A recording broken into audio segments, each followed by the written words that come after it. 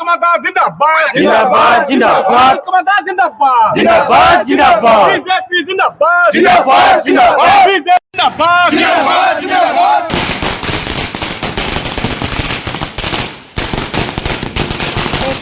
ভবানীপুৰ সৰ্বসমষ্টিত ৰঞ্জিত কুমাৰ দাসে বিজেপিৰ প্ৰাৰ্থিত্ব লাভ কৰাৰ পিছতেই বিজেপি কৰ্মকৰ্তাসকলৰ মাজত উৎসৱমুখৰ পৰিৱেশ ফটকা ফুটাই আনন্দ উল্লাস বিজেপি কৰ্মীৰ সমষ্টিটোৰ দলীয় কাৰ্যকৰ্তাসকলে ৰঞ্জিত দাসক এই সমষ্টিৰ পৰা বিজেপি দলে প্ৰাৰ্থিত্ব প্ৰদান কৰিব লাগে বুলিও দাবী উত্থাপন কৰি অহাৰ সময়তে তেখেতক প্ৰাৰ্থিত্ব প্ৰদান কৰাৰ বাবে দলৰ শীৰ্ষ নেতৃত্বক ধন্যবাদ জ্ঞাপন কৰিছে বৰপেটা ৰোডৰ বিজেপি কৰ্মকৰ্তাসকলে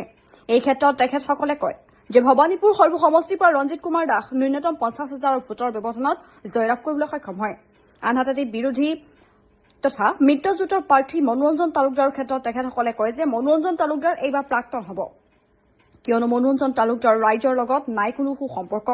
এইবাৰ সমষ্টিবাসীয়ে মনোৰঞ্জন তালুকদাৰক বিদায় জনাব তদুপৰি তেখেতসকলে কয় যে ৰঞ্জিত কুমাৰ দাসে প্ৰাৰ্থিত্ব লাভ কৰাৰ আনন্দত আজি আবেলি 3 বজাত বৰপেটা ৰোডত এক বিশাল সমদল উলিওৱা হ'ব আৰু য'ত কমপক্ষেও 7,000 মানুহ অংশগ্ৰহণ কৰিব হয় পোনপ্ৰথমতে আমি আমাৰ দলীয় শীৰ্ষ নেতৃত্বক দেশৰ প্ৰধানমন্ত্ৰী নৰেন্দ্ৰ মোদী ডাঙৰীয়া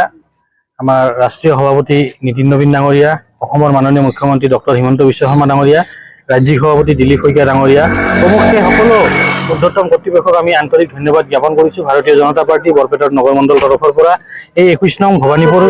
সৰ্বক বিধানসভা সমষ্টিত আমাৰ আটাইৰে প্ৰিয় জননেতা ৰঞ্জিত কুমাৰ দাস ডাঙৰীয়াক ভাৰতীয় জনতা পাৰ্টিৰ প্ৰক্ষেপিত প্ৰাৰ্থী হিচাপে তেওঁলোকে ঘোষণা কৰিছে আৰু আমাৰ কাৰ্যকৰ্তাসকল বিশেষভাৱে তেওঁলোকে উৎফুল্লিত হৈ পৰিছে ৰঞ্জিত কুমাৰ দাস ডাঙৰীয়াক এই 21 নং ভবানীপুৰ সৰ্বক সমষ্টিত প্ৰাৰ্থিত্ব প্ৰদান কৰাৰ বাবে আৰু আজি আমি সেই আনন্দত ইয়াত আতচবাজি আমি ফুটাইছোঁ লগতে আমাৰ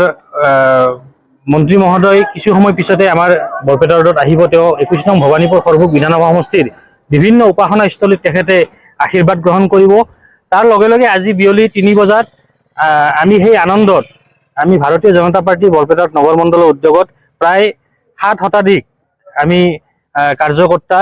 শুভাকাংক্ষী ৰাইজৰ লগত এক শোভাযাত্ৰাৰ আমি আয়োজন কৰিছোঁ আৰু সেই শোভাযাত্ৰাত 7,000 প্ৰায় লোকৰ সমাগম ঘটিব গতিকে সেই শোভাযাত্ৰাত আমি সকলোকে আমি অংশগ্ৰহণ কৰাৰ বাবে অনুৰোধ জনাইছোঁ লগতে আগন্তুক সময়ছোৱাত এই 21 নং সৰ্বক বিধানসভা সমষ্টি আৰু দুগুণে উন্নয়নৰ দিশত আগবাঢ়ি যাব তেখেতৰ নেতৃত্বত পূৰ্বতে যি ধৰণে উন্নয়ন হৈছিল তাতকৈ বেছি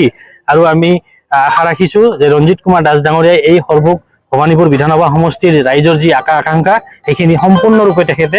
গোটেইখিনি সাফল্যমণ্ডিত কৰিব জয়ী আমি প্ৰায় সৰ্বক ভবানীপুৰ সৰ্বক বিধানসভা সমষ্টিত আমাৰ লক্ষ্য 50,000 ব্যৱধানত আমি বিজয় সাব্যস্ত কৰিব পাৰিম মনোৰঞ্জন তালুকদাৰ তেওঁ এতিয়া নামতে মনোৰঞ্জন হৈ আছে তেওঁ ইতিমধ্যে প্ৰাক্তন বিধায়ক বুলি তেওঁক ক'লেও ভুল নহয় আৰু তেখেতৰ যি আমাৰ ৰাইজৰ মাজত যিটো জনপ্ৰিয়তা থাকিব তেখেতৰ শূন্য একেবাৰে কোনো নাই কোনো ৰাইজৰ লগত তেখেতৰ সম্পৰ্ক নাই আৰু ৰঞ্জিত কুমাৰ দাস ডাঙৰীয়া বিগত 5 বছৰ ইয়াত বিধায়ক নথকাৰ স্বত্তেও যদিও তেওঁ বজালী সমষ্টিত আছিলে তাৰ স্বত্তেও কিন্তু এই 21 নং ভবানীপুৰ সৰ্বক সমষ্টিৰ ৰাইজৰ লগত ওতপ্ৰোতভাৱে সুখ দুখৰ সমভাগী হৈ তেখেতে সেৱা আগবঢ়াই আহিছিল যাৰ বাবে ৰাইজে আজি তেওঁক বিপুলভাৱে এই সমষ্টিত তেখেতক বিচাৰিছিল আৰু সেইবাবে দলে তেখেতক ইয়াত প্ৰক্ষেপ কৰিছে মনোৰঞ্জন তালুকদাৰৰ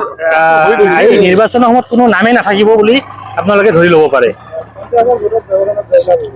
50,000ত আমি একেবাৰে আমাৰ যি কাৰ্যকৰ্তাসকলৰ যি উৎসাহ উদ্দীপনা ৰাইজৰ যি আশা আকাংক্ষা ৰাইজে যিখিনি আমাক জনাইছে তাত আমি